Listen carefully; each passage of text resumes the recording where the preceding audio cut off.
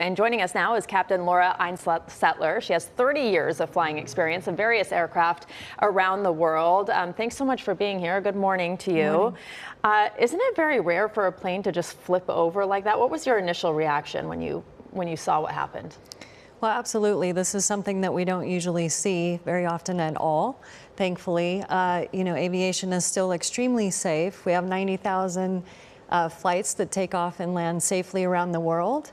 But these are the kind of things that the investigators will look at to see what are the factors, what caused this, how it happened, and how we can prevent it from happening again. So you mentioned investigators. What are they going to be looking at when they look at the investigation of how this happened?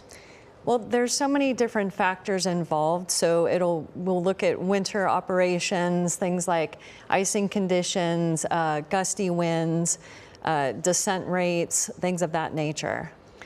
When we heard that there were no fatalities, that so many people had been taken to the hospital, and you see these images, were you surprised there were no fatalities? I guess it's a very good reminder to wear your seatbelt. Absolutely. Always wear your seatbelt at all times.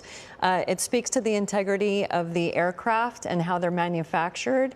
The fact that the cabin was still intact the way it was, so that we had so many of the passengers be able to walk away from this.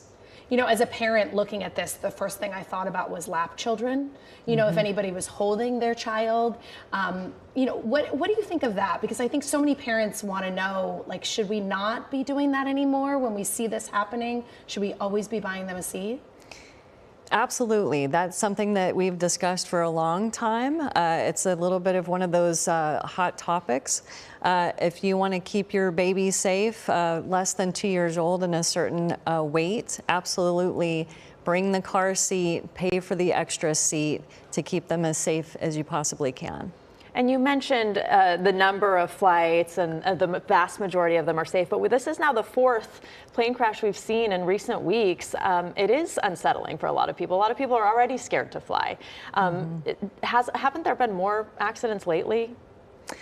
It seems that way. I know it's really difficult to see these situations, and one of the things that I can say is in the past we didn't have this type of access to footage like we do now.